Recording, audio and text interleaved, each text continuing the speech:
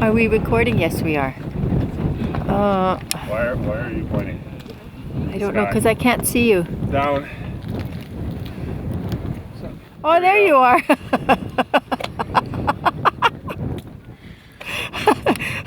Moon, me, alive. Cut. When I was 16, my mom made me a promise. She said, one day, when we're not broke, I'll take you traveling. Well, I'm now a 30-year-old broke law student with a video camera, and mom's making good on her promise.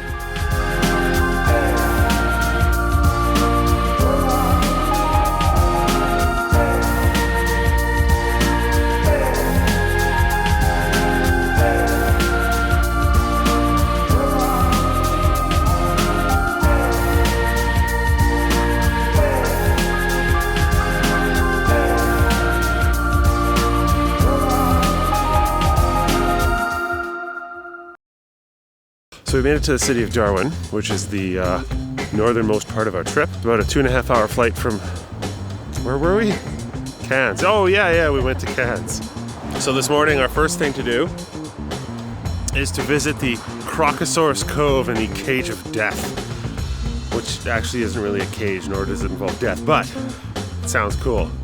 Funny thing about traveling is that Mom spends about 15 to 20% of our time just taking pictures of flowers. I am my mother's daughter. What can I say? She would have loved it. So I'm taking it in her honor. We have made it to Crocosaurus Cove. Our welcome to Crocosaurus Cove was a giant tank of things that weren't crocodiles, but were still cool. At 11 o'clock was feeding of all the other fish first. It was pretty cool. They had a couple of stingrays there of some fashion, barramundi, swordfish. To help them get rid of all the excess stuff that they don't want to consume. Crocodiles are monstrously huge. See the big guy? Yeah. There's a few of them.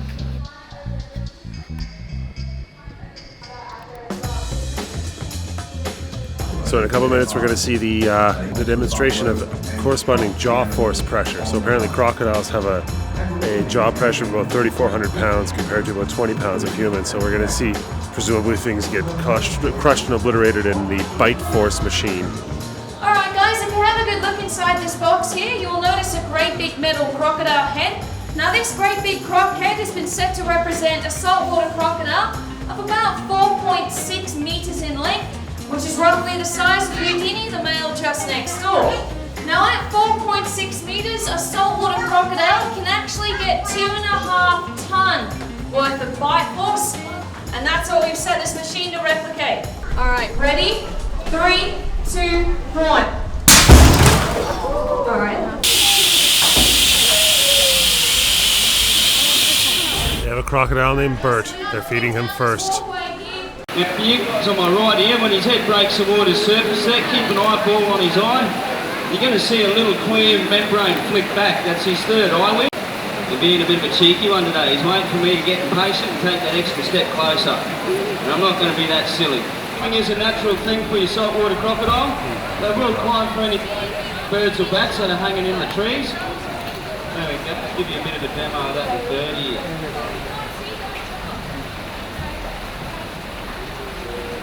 They're going to pick up their paws and know exactly where to go. Yeah, here's that climbing technique they have. Beautiful.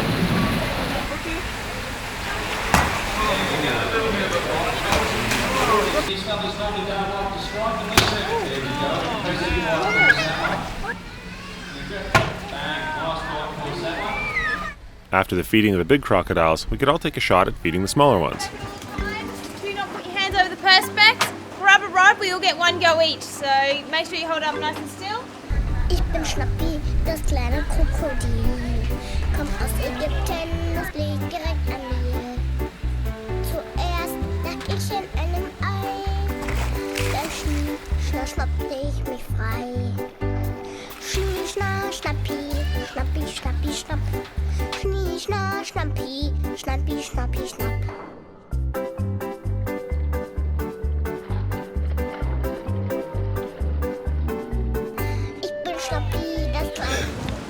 Still work in progress here.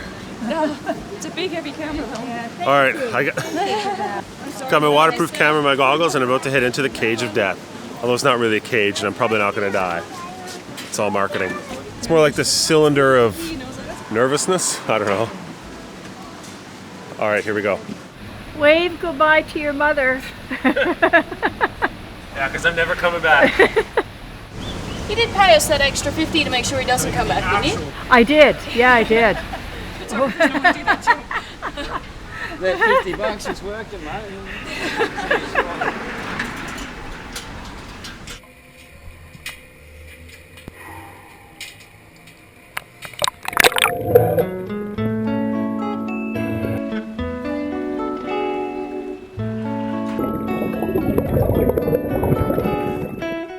So, after spending $120 to get into the cage of death, all the crocodiles ended up being asleep. Except this one, who moved about a foot. This guy had lost his foot in a fight of some kind, so I called him Stumpy.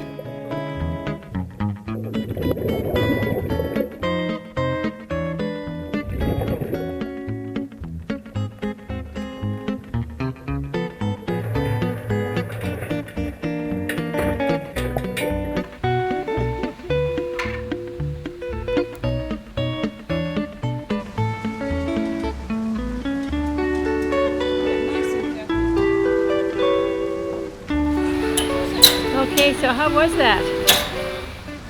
It was wet.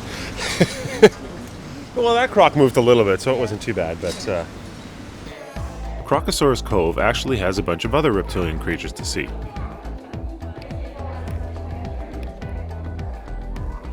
It's like that episode of The Simpsons where Mr. Burns gets hopped up and brings everyone peace and love.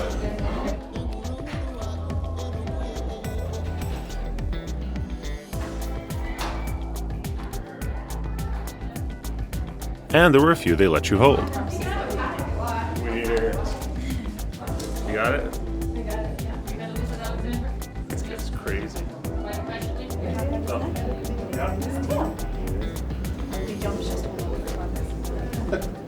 This guy's pretty cool. Isn't he cute? Isn't that a sweet looking face, Mom? There. Cuddly crocodile. So they're going to give me another shot in the tank, and this time I'm going to get a couple of bits of food to entice the crocodiles with. So really, it'll be not quite death, but it'll be definitely more interesting. Just be careful if you slap the water. Yeah. It'll drop you down, that you don't actually slap it. It might even pay if you just turn it around and you can slap it that way. Okay. So you don't shake the meat off, that's all. Perfect. Falling asleep at the wheel again, baby. You're drifting over the line, yeah. Your hands are tied, but you're losing grip quickly. Things making you read the signs. Thumbing your way to Vegas, steady and dreaming of the other side. Save your tears and laughter, because it doesn't matter what you find. It ain't pretty.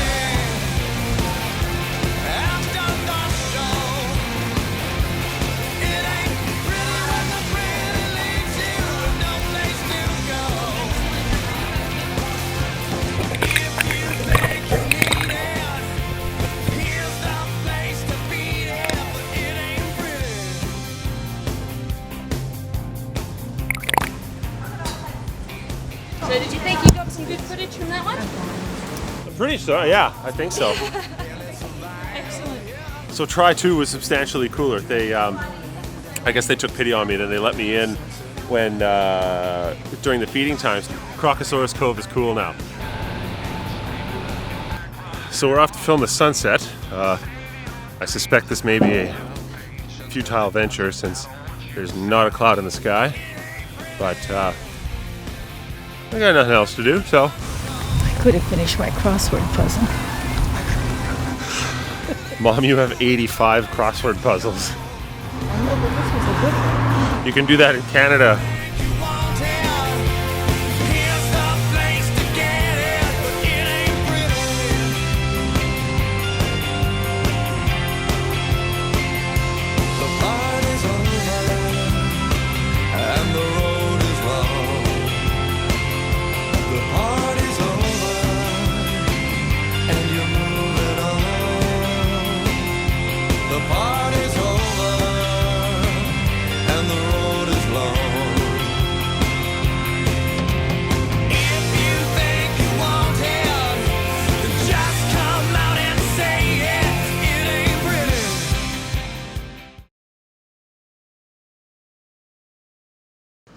So we've arrived in Alice Springs. Mom's getting harassed by a cat.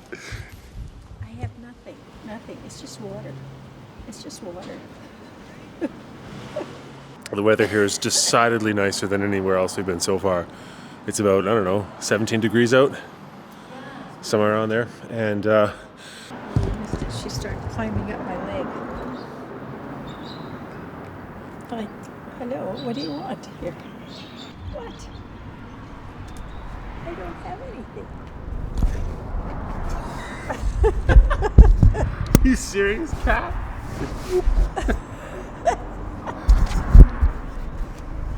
Apparently, there's a lookout in the middle of town called Anzac Hill, and we've got a taxi who's coming to hopefully bring us there at some point soon, because the sun is rapidly disappearing. So we'll be hopefully heading down there to take a look out. That cat's just making himself right at home. I know. Here.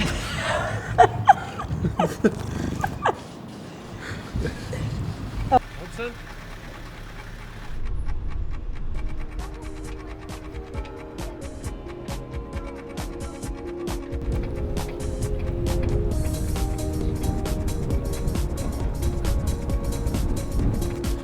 It looks like a rugby team. They're pushing that truck up the hill to train, and then one guy went to the side and collapsed, and then they tried to start it and they stalled the truck. It's pretty funny.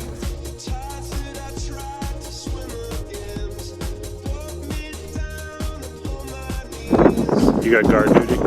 I do.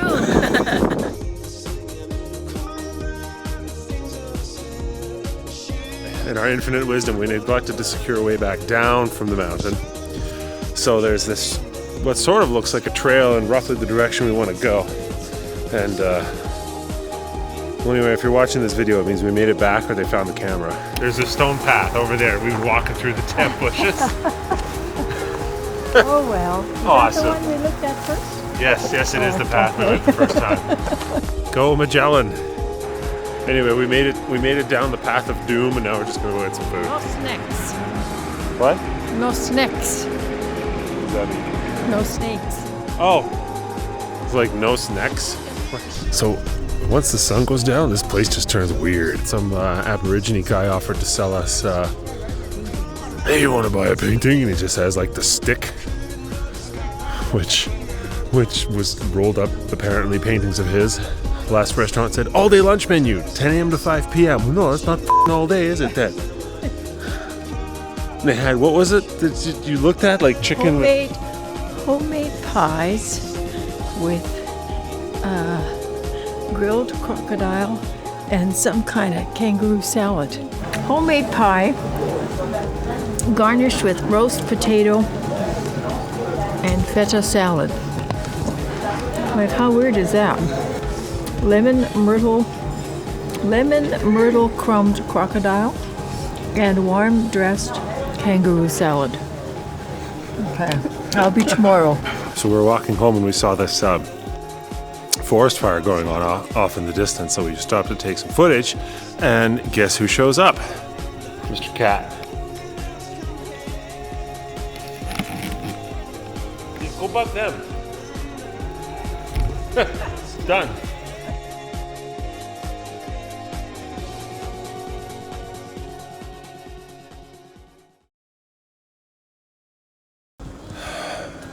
Whose idea was it again to get up at 6 whatever? Yours. You sure about that? Oh no, but it doesn't matter because here we are. Fair enough. So today we're off to no, we're not. West MacDonnell Range, I think. Oh yeah, that's right. It's a range west of MacDonnell. Quiet, all of you. None of you know any more than that, do you? It's west of Alice Springs. It's west of Alice Springs, and it's called the MacDonnell Range. That is all I know. We come prepared. If any of you have anything else to say, I'd be more than happy to have you up at the front here. We'll learn, yeah. Are you shooting now? Yes. Oh. The camera now. Awesome. Oh, that takes a keeper. Really come prepared in order to figure out what we're doing today. Mom's flipping through the guidebook like in the bus. West, here you go. West of Alice Springs. Yeah, we got that far. The ranges are protected by large national parks and reserves, including the West MacDonnell National Park, which has been nominated to become a World Heritage Area because of the biological, geographical, and cultural diversity. My name is Nathan, and I will be your guide for today. Good morning, Nathan. No. Good morning, Nathan. G'day, mate.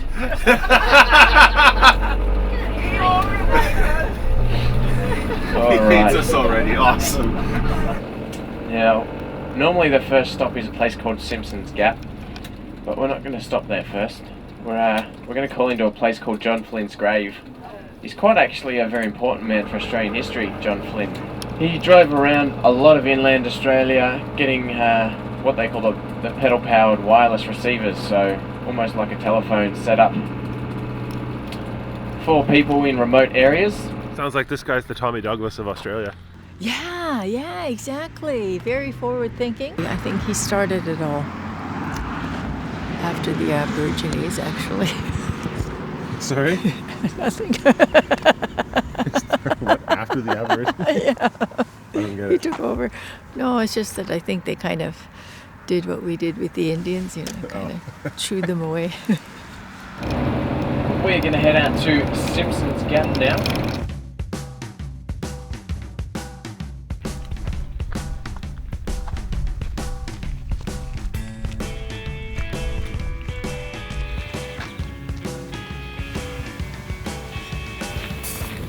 But Mom, I want to go swimming. We're at Simpson's Gap here, and this is called Simpson's Gap because the geological formations here were formed about 10 million years ago, back when the Simpsons used to be funny. So that's why the Australians decided to call it Simpson's Gap. It's cold here. It's like, I don't know, 5 or 6 degrees maybe. It's really nice. Now, Stanley Chasm is actually named after a woman, Ida Stanley. She was one of the first teachers to teach European children in Central Australia. Stanley had a great passion for teaching, and she noticed that the Indigenous children actually started to pick up on things that she was saying. She wasn't teaching the Indigenous children, but they were hanging around the school grounds and learning different things. So she then sent off a request saying that she'll willingly do 2 classes, one for the European children, one for the Indigenous children. And it was declined. She started to get the idea that they didn't want her teaching Indigenous children. So she ended up leaving the Hartley Street School and going out into communities, into Aboriginal communities, and actually giving them a Western education.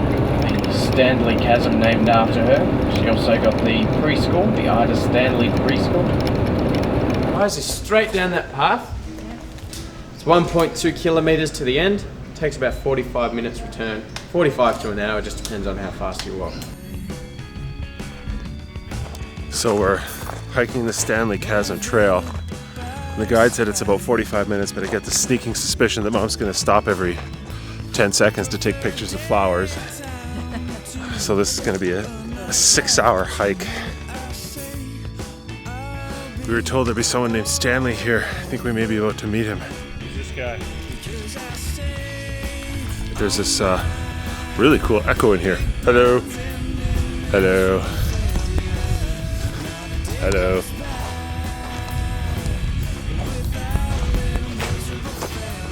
Apparently you can't get up that rock. Let's give it a shot. Yeah, right by that sign where it says danger, do not pass this point.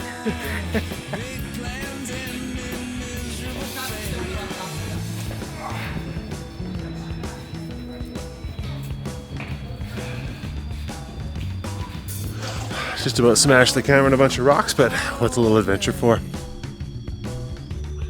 Alright, I think this is as far as I'm gonna go.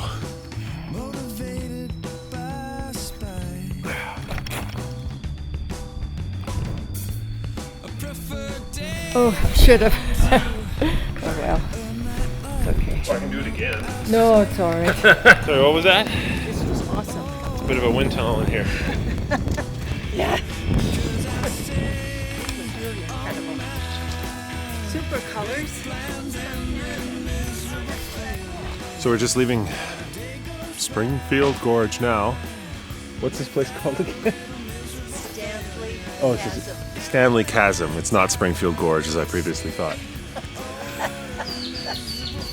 I think Springfield Gorge. We're leaving Springfield Gorge. That's fine. Stanley? Oh, you are totally indifferent. Yes. No. We are going to head out to a little place called Ellery Creek. Now, Ellery Creek is basically the Alice Springs swimming pool in the warmer months. Mom says this place reminds her of Saskatchewan and then busted. She's asleep.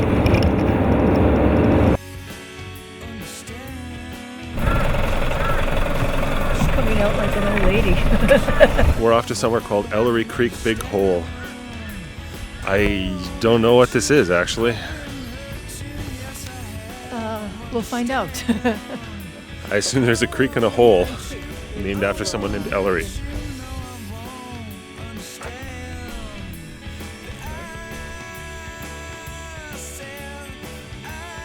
We're at Glen Helen Gorge. And apparently Glen is a Scottish word for gorge, so we're at Gorge Helen Gorge. We're stopping for lunch, and you can actually get helicopter flights for $55. So we're gonna see if either we have enough cash or if they take Visa or what. So anyway, we're stopping for lunch. Maybe only one of us might be able to go up. Well, take my camera. These items. My teeth are my own, so I'm good. So we're going up for a helicopter ride, thanks to Mom's fiscal generosity again. Maybe we can see the Great Barrier Reef on this one too. Kill two birds with one stone. It's better, port or starboard? I'm going to need you on the right-hand side. Okay. Pick a side, any side. Okay. Get comfortable. Actually, no, you right need to side. pick the right side, sorry. Oh, on the left. The left, yeah, the other left. So I guess if I drop my camera from 2,000 feet, we pretty much got to let it go, huh? We probably won't get that high, but yeah, pretty much any distance. You're going to have to let it go. I think we're good. You ready, Mom? I'm ready, absolutely. This Been in is a helicopter gonna be awesome. before? I've never been in a chopper, no. Oh, wow. Have you been in a chopper before? No, first time.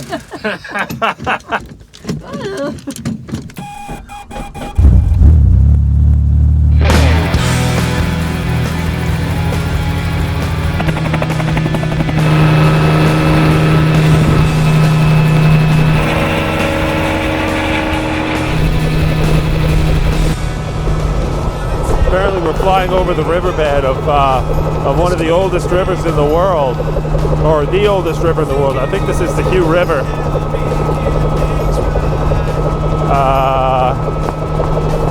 This is absolutely incredible up here. It's also really f***ing cold up here.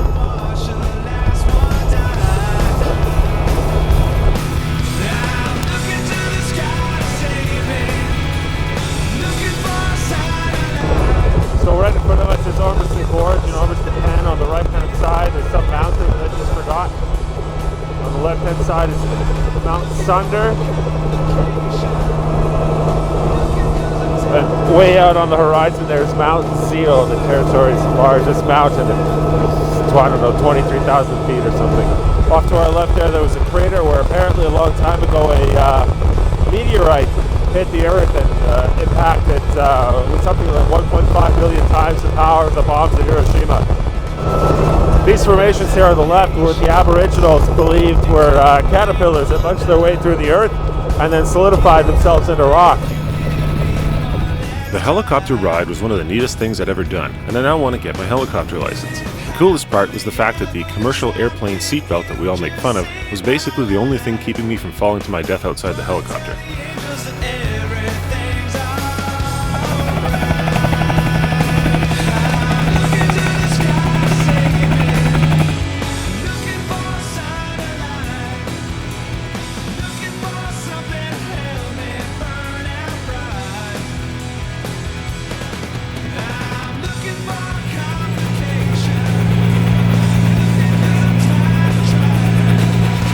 That was great. That was lots of fun. Yeah, that was awesome. I want a helicopter now. No, I'm not. You know, Mom, my birthday is August 2nd. And I think as far as helicopters go, that one was pretty cheap. Well, congratulations.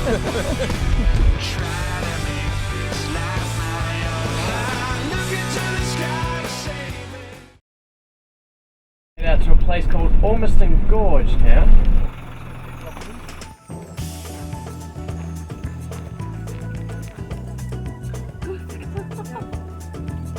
Just around the corner here, it goes into a bit of like a cave, or you can either walk back up and cross and walk down the other side. It's up to you. Oh, sweet. Someone across the river pointed out that there's a wallaby right next here.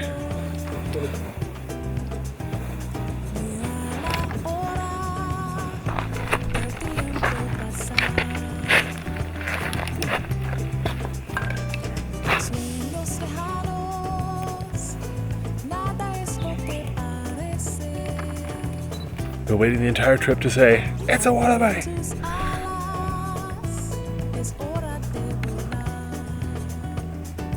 It's crazy how the rock here just hangs right over you. Like you look up and it's just this rock face from millions of years ago. Mom's hogging out on some ice cream there. That's really good. Can't believe they sell ice cream at Ormiston Gorge? Is that where we're at? Ormiston Gorge. Ormiston Gorge. Yeah. We saw a wallaby. $4.50. So we're here at the ochre pits. Now I have to say one thing, I have no idea what ochre is, and I'm hoping Mom can explain. Well, yeah, like he said, it's sort of an ore, and it's sort of chalky, and it's like from what I know, it's sort of a rusty color. That's the only kind I've seen. And when you're decorating, there's lots of colors, and one of them is like ochre, so it's a very brown, earthy tone of color. But it's sort of chalky, I think. Powder? Yeah. There you have it. The conclusive explanation, including the technical aspects of ochre.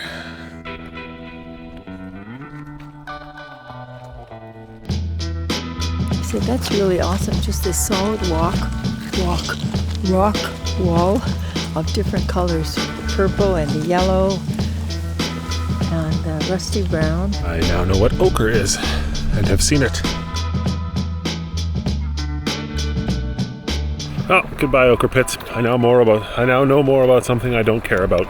But if you're going to go on Jeopardy, you might need to know this, right? I'm sure I'll figure it out.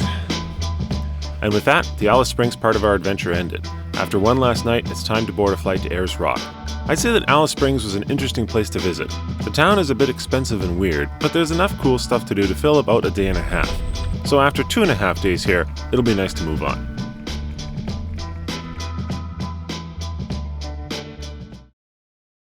Just arrived in Ayers Rock. We're having a minor crisis. Crisis is a very good word for it here. Mom can't find her crossword puzzle book, and I'm devastated. I'll go bonkers. Oh, it ain't here. Oh, Jesus. oh dear. Shit. Mom hath shit a small brick over the price of things. Again? Would you like? Well, again, yeah. Would you like to describe the fiscal requirements of this town? Huge. I'm not trying to repay their national debt. I just want to have fun. That's all I want. Dinner for two, overlooking the rock. Not even in the rock, not a tour, but just dinner for two, overlooking. $330 Canadian. Yeah. Anyway. We did the Burj Al Arab for only a few dollars more. Actually, that's a very good point. Oh, and look at large print. We're saved. Mom found some crosswords. Since we got into Ayers Rock late afternoon, there really wasn't much to do but go stare at the rock for the rest of the day. Oh, look at that. That's pretty cool. To the lookout over Uluru. Mom's getting ready to take about 8,000 pictures over the next 3 minutes as the sun sets. This Italian chick has been on the phone for like a half an hour here. Io consiglio. Poi ci darai le foto, ma una fotografia la più brutta da scuocare. Che bella.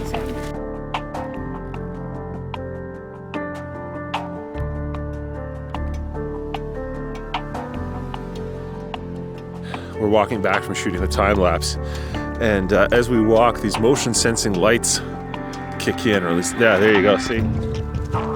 I've maintained this whole compound kind of feels like Hank Scorpio's corporation Globex from The Simpsons. The entire town is owned by one corporation. When we get back to our room, there's going to be an extra floor. Mom made me turn the camera back on because I said... He was cold. He said we have to go back to the hotel room so he can change his clothes because he's cold. I wanted it on record. Sorry? I wanted it on record that you're cold.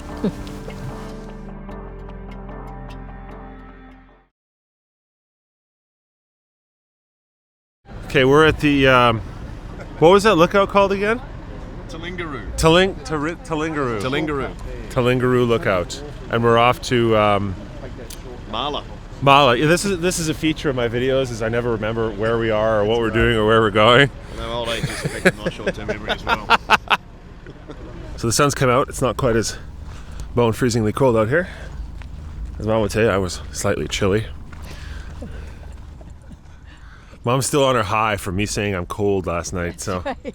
Oh my God, he's cold! Alright, it's twice now. I said the camera was heavy, and Mom's like, what?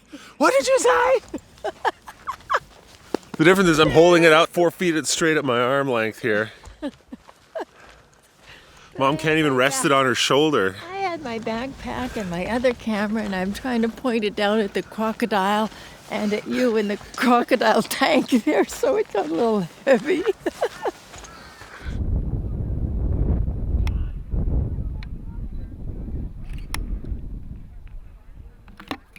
A bit closer. Welcome everyone to Uluru Katajuta National Park. I'm one of the rangers here. My name's Sarah. I've only been here for about 16 months, something like that. People might think my delivery of history is quite biased, and it is, and there's a very good reason for that. And that is, I guess, 40,000 years versus maybe 150 years. So Aboriginal people have been out here for at least 40,000 years. This is what Australia looked like pre-European invasion. As you can see, every inch of Australia was covered. People lived everywhere, as you know. Terra nullius is a big lie. So this is what it looked like. Still gonna hike this when the tour's done.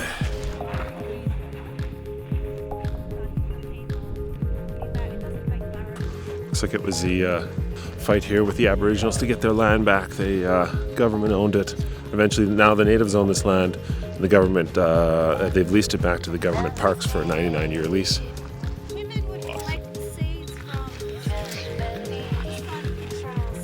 We have this majestic rock behind us, and we're talking about plants and ancient medicines and trees.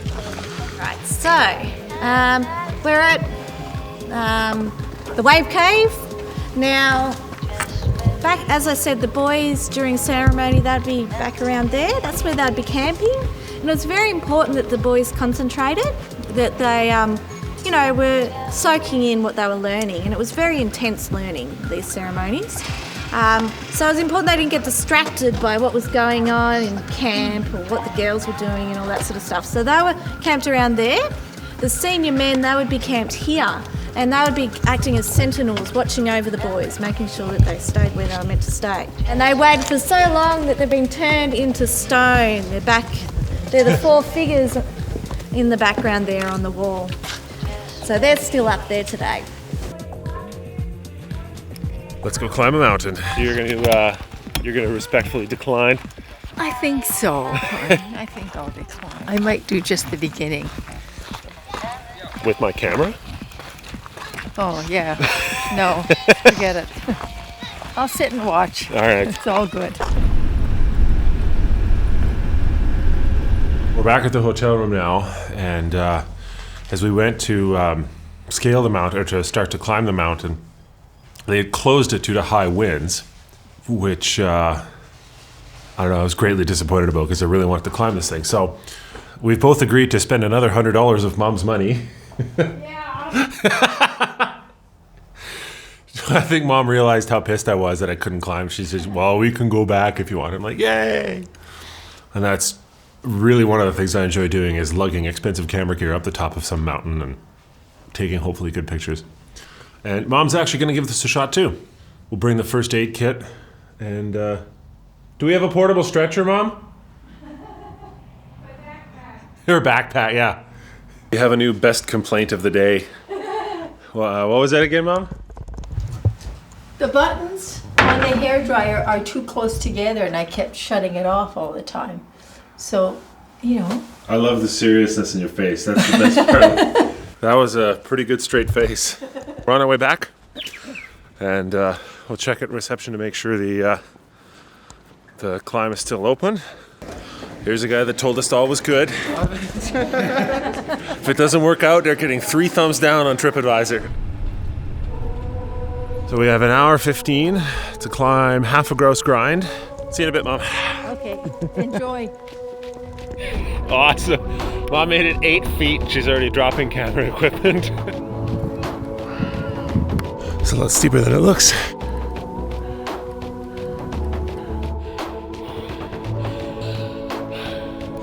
I think I started out too fast.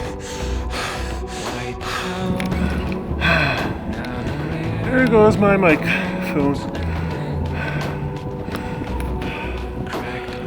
This is a lot harder than I thought, but the view is quite amazing.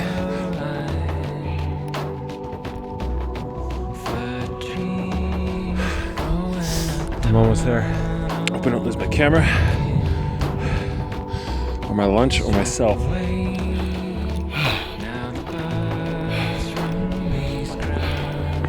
Apparently, I'm not there yet.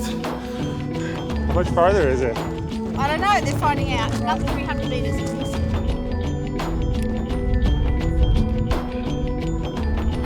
This thing's pretty tough, but I don't think it'll withstand 400-meter fall down solid rock face. Nor would I. More importantly, nor would I. RDX1, I think you're going to my backpack on the way down. I'm gonna need 2 hands. So, if the movie goes on, I made it down alive. You okay? That was a very sketchy hike. Yeah. Slightly to moderately outside of my comfort zone, but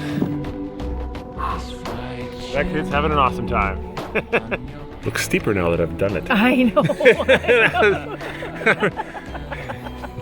I remember thinking earlier, like, nah, that looks easy. What the hell is everyone like? Now you're really scared, huh? That old fat guy and his 3 kids did it. Why? Like, I'm not talking about you guys. Was he thin when he got down? The Uluru Express beckons. And as does wind noise, probably. Oh, this is brutal. Goodbye, Uluru. We'll see each other again. Oh, hey, there's an idea.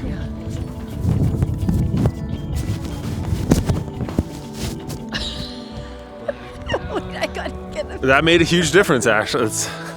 We stuffed Mom's glove on the end. This is the glove. There. Okay. Anyway, so one of the advantages of taking the tour that we did was that the company screwed up and gave us the sunset tour. So we have another crack at seeing the sunset from a cool vantage point here. So I don't have the tripod with me, so I think any attempt to do a time lapse might end poorly, but we'll give it a shot here. Figured out a placement for my camera. It involved jamming my wallet into a hole in a piece of wood and then stuffing the GPS underneath so the camera's braced. So this is the most hodgepodge claptrap of crap I've ever tried to do, but it seems to be working. All it has to work now is stay there for a half an hour. And that glove just looks ridiculous.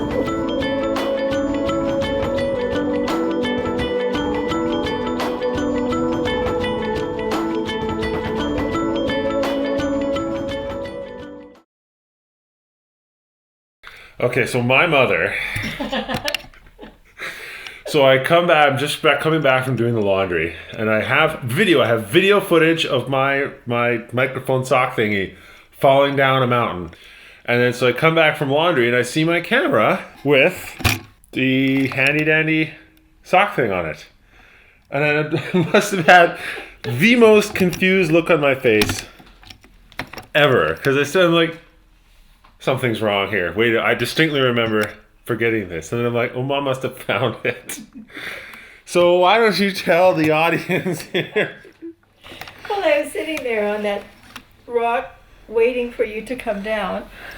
And I'm watching, and out of the corner of my eye, I see something tumbling down there. And I thought, Jesus, that looks like Christopher's phone thing. Maybe I can get it.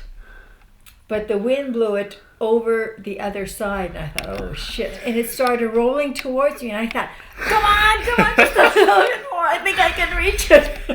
So then the wind shifted again. So I crawled 10 feet across this crevice, and I got it. I found it. Then I thought, oh, good, I can give it to Christopher. And I thought, no.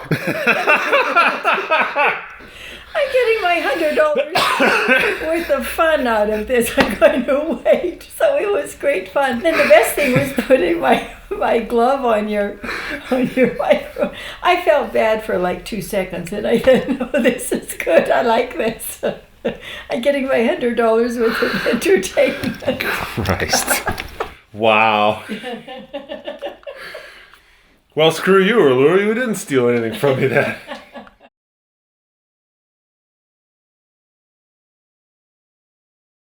The lookout's on top of the sand dune, right in front of us. Sunrise is at 7:25. So can you be back at 7:35? Yes. And then we keep going, thank you. So it's another SAM morning. We're off to the Kama Sutra. What's this place called? Katajuda. Katajuda. Not quite as monolithic as Ayers Rock, but there's more of them. It's a democracy. Sorry? It's a democracy.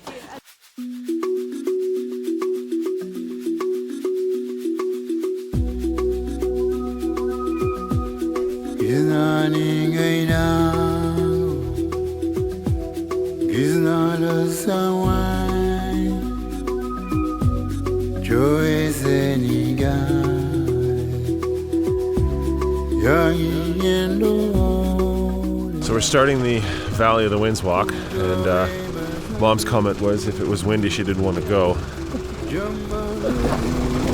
Guess what? It's windy. Well, it's not too bad here, but once we get started it might be a little sketchy. It should be fine. Ready? I think I can hear why they call it Valley of the Winds. Yeah. So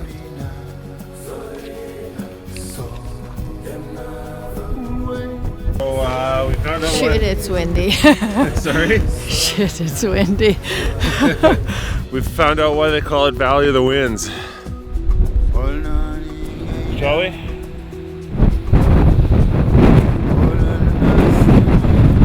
This wind is awesome. Yeah, Mom, according to the map, we have to climb that. I actually find this wind quite refreshing. It's not too cold. We found an Australian Inukshuk. They're not that good. I can't swim! I'm afraid. So we made it to the emergency radio, now we turn right. I keep having to resist the urge to say, according to the Junior Woodchuck's guidebook, it is time to turn right.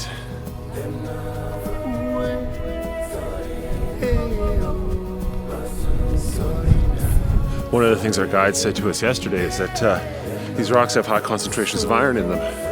And so the reason they're red is that they rust. But one of the things also is that when it rains, the water comes off and it activates this type of algae that live in the rock or on it. And so they grow during the rainy time. And then after that they die. But when they die, they leave these black streaks on the rocks. So you can see all around the rocks here, these black stationary waterfall looking things. And they're kind of cool.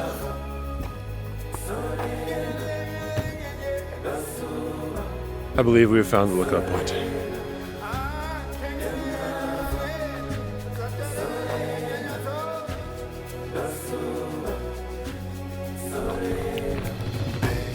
Come on, Mom, it's just like the gross grind. It seems really odd. We basically turned left at the top of the hill and now we're kind of in a jungle.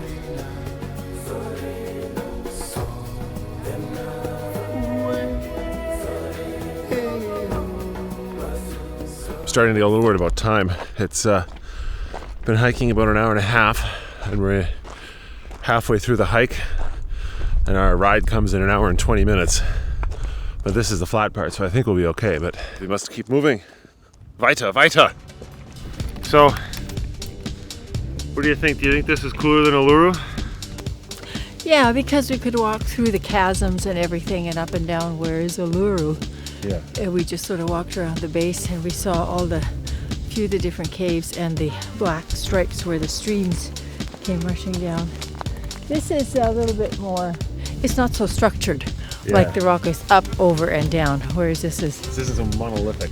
Yes. This is polyolithic. Yeah. Is polyolithic a verb, a word? I don't know. I don't get it. I'm tired. Oh. 2.4 kilometers later, we find ourselves at the car park.